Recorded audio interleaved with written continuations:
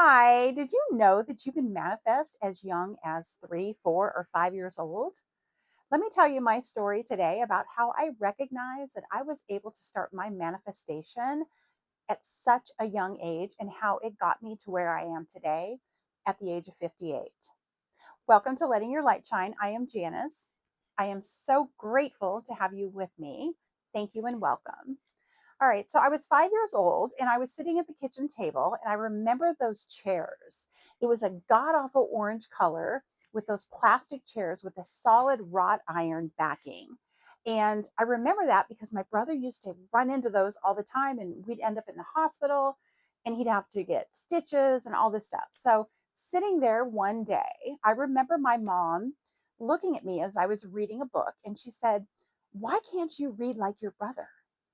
And I thought, "Ooh, ow, that doesn't feel good." And I thought to myself, but I am reading, apparently not at the level my brother was. And then the thought came to me, and I thought, well, because he's 2 years older than me, of course I'm not reading like he is.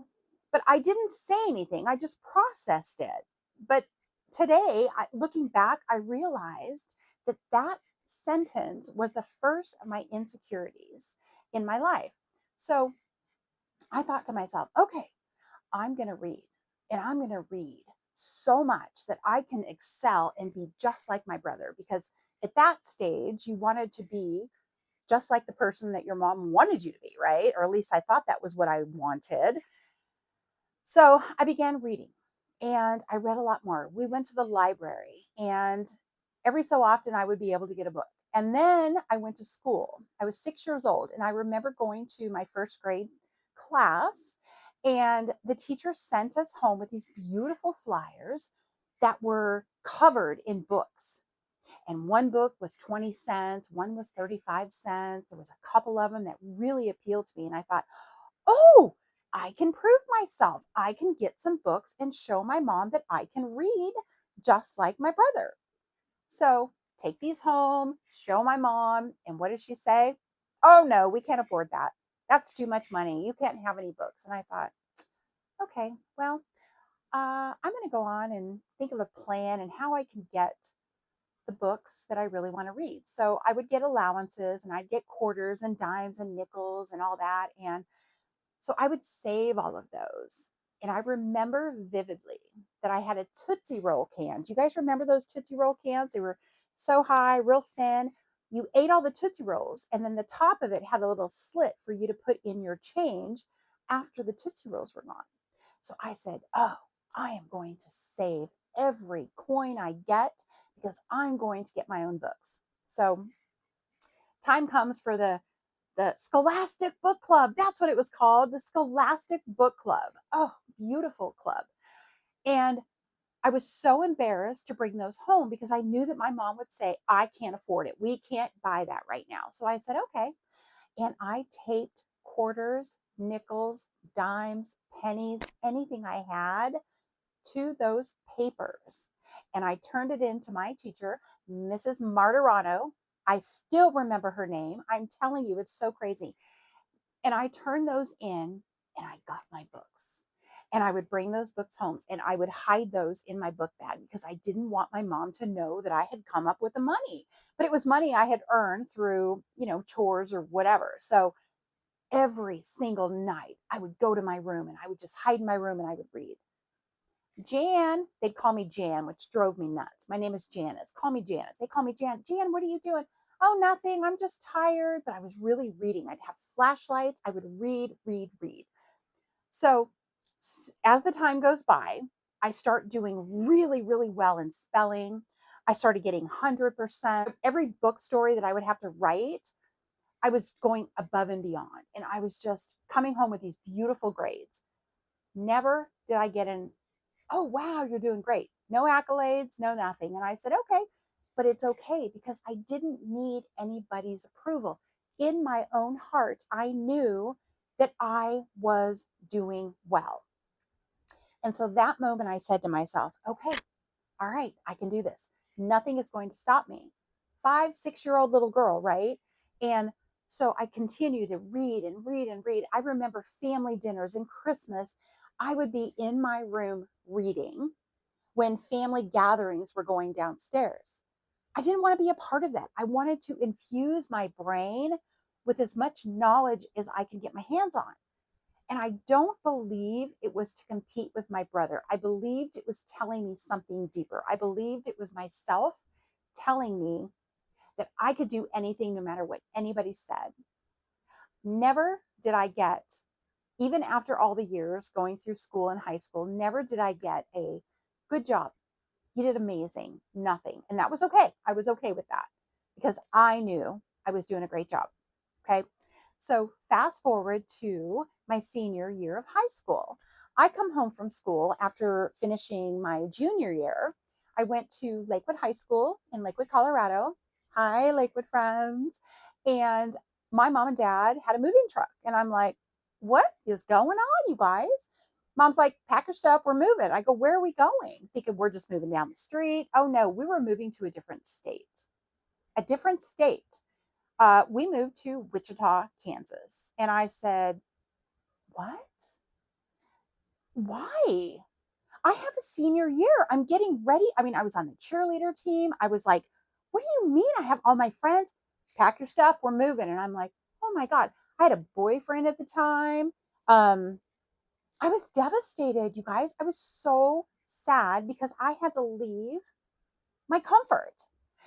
And I said, all right, no, it is what it is, right? Back then, I had those feelings of it is what it is. So I was pissed though. I was a little pissed off. So we get in the van and I'm driving in the back of the van and I'm laying in the bed and we're driving, down I-70 to Kansas.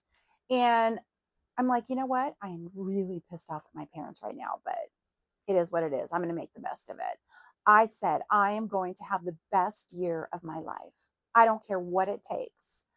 So we get to Wichita, we get settled into our new home, and the day comes that I start high school and I'm panicked. I'm like, oh my God, what the hell am I going to do? I don't know anybody. Like, I know nobody. And so, fortunately, my first day, I met a girlfriend and she was so sweet. And we ended up staying friends. But then it started better after that, meaning after my first day of school, I was like the new kid. So everybody wanted to know who's this new person from Colorado, right? And I ended up making so many friends so very quickly. And I ended up having the very best time of my life. It was such a beautiful experience for me. So I was no longer mad at my parents. I was actually grateful at that time. And so I go to school, and because the credit system was different from Colorado to Kansas, I only had to go to school for like 3 hours in my senior year. So I ended up going to school and I was in the business education class, and they said, well, you can get credit for going to work. And I said, oh, cool, let's do it. So there was a list of jobs that were available, and one of them was a law firm, and it was James Ritchie. I worked for this law firm, and I remember doing garnishment paperwork. I put the pink paper, which was carbon paper, in a typewriter, and I was typing up garnishment paperwork. And I thought, oh my God, I like this. This is pretty cool. I felt so independent. I felt so strong, and I felt appreciated. I got so many kudos from the girls in the office, Mr. Ritchie himself, and I loved my job. Then graduation came. Graduation comes, and I'm thinking, man, I've had a good senior year, but you know what? Kansas is just not my thing. I miss my friends. I want to go back to Colorado. My boyfriend was still back there. So I decide that I'm going to go back to Colorado. So I start going to the local Kmart. Yes, the local Kmart. Remember that store? And I started buying things, pots and pans. I used to buy like spatulas, just little things, 25 cents here. And I started to build my little getaway nest, and I kept it in my closet at home. And I said, I am out of here when I'm 18, because I turned 18. It was about 6 weeks after I graduated. I graduated May 28th, 1986, and then I turned 18 on July 12th. So I said, all right, I'm going to do this. No job, no plan, no house, nothing. And I said, I'm going to do it. What do I got to lose, right? I don't want to live here anymore when I'm being compared to my brother and being told I can't do this and all that. I was just like, I don't like this stuff. Pack up my stuff the morning of my departure, 7 o'clock in the morning. I will never forget. I was so excited. Load up my car. My mom's like, Jan, where are you going? I'm like, Mom, it's Janice, not Jan. And I was so irritated when she would call me Jan. I'm like, no. She hands me, and she goes, okay, all right, if that's what you want. I wish you well, but don't ever come back. And I went, oh, don't you worry. I won't. Just because you said that, I will not be back. She hands me a telephone, the one that you hang on the wall with the long cord, and a check for $100. I had saved up $500 because I worked at a clothing store in Town West Mall. And so I had 600 bucks, a beat up Mustang, which was a hand me down from my brother, and a whole lot of faith. Whole lot of faith. I get on the I-70 and I cruise all the way back to Colorado and I go, okay, great. Where am I going to go? So I knock on the door of my grandmother's house. So she goes, oh, yes, come in. She makes me tea with milk and, tucks me into bed at night. And I said, I'll just be here a night or two, Grandma, I promise.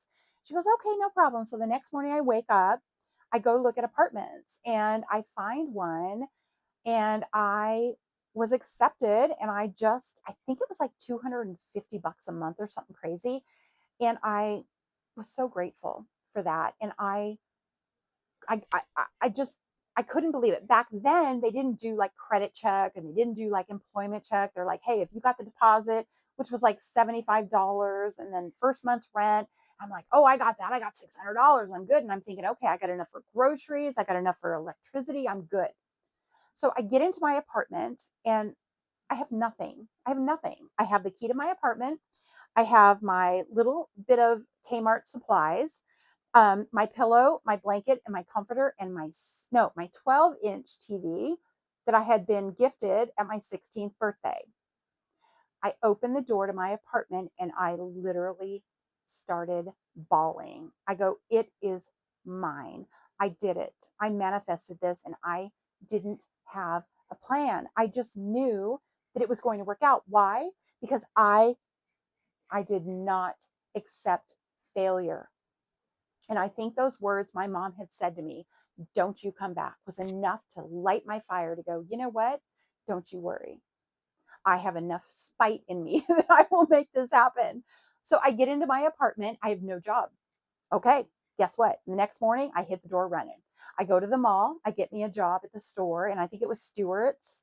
I think it was Stewart's, and they paid me like $3.35 an hour or something crazy. I didn't care. I took the job, worked there a couple weeks, and I said I'm going to take this job until I find something better. So I took the job. And then I went back to my apartment after the first night and I started scrolling through the newspaper. I'm like, I'm going to call everybody. I am not going to fail. I am not going to go back to that house where my mom and dad are and say, I need help. That was not an option for me. It just wasn't. So I continued on my journey. I applied for jobs and I got hired at a vending company as a secretary. And I knew nothing about vending, nothing, absolutely nothing. And so I remember the guy Pete. He was an older guy, long ass cigar that he smoked or chewed on all day. And he hired me and he goes, you know what? You don't have any experience, but something in you tells me that you are going to be great for this position. And I said, you know what? I'm going to be the best in this position. And he looked at me and he goes, you're hired. And I'm like, you got it. See you tomorrow. The next morning I show up, right? Then I learned that Pete was a McDonald's French fry guy. So every day at 11 o'clock, I had to go to McDonald's and get him his French fries. And he liked extra salt. So I did that for him. And it was so crazy because he was such a good man. And he treated me like his granddaughter. In fact, after several months, he kept referring to me, this is my granddaughter. And he was so kind to me. His family was so good to me.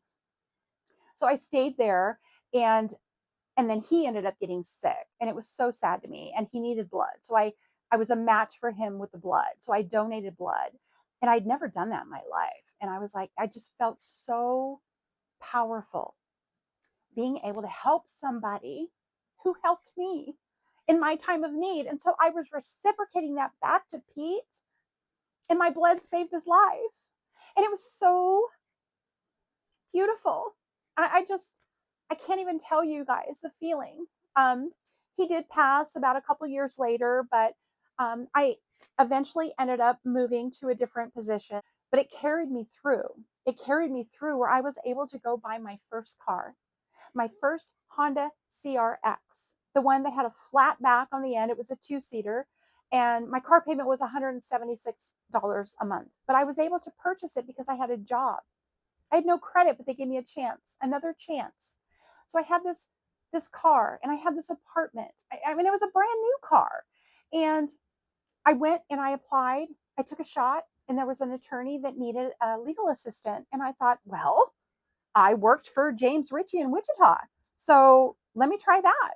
I tried that, interviewed Scott and his wife Kathleen, and they hired me. They hired me on the spot, and they said, "You know what? Something about you tells me that you're going to be great for this job." And guess what? I was with them for 12 years, I think, until we ended up moving to a different state, and it was just the the story I'm trying to tell you is don't give up. Don't sell yourself short. Don't let anybody tell you how you're going to live your life. I believed in myself. I never gave up.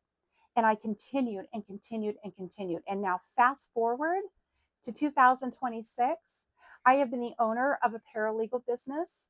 I have been in this business for now 37 years. Mr. Poland and his wife Kathleen put me through paralegal school. I didn't even have to pay for it, they paid for it for me.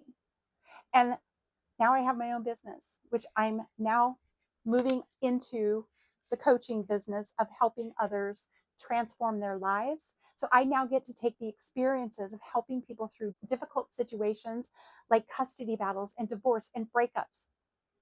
And I get to add that to helping others now manifest their greatness and never give up on life. So please don't give up. Please know how valuable you are.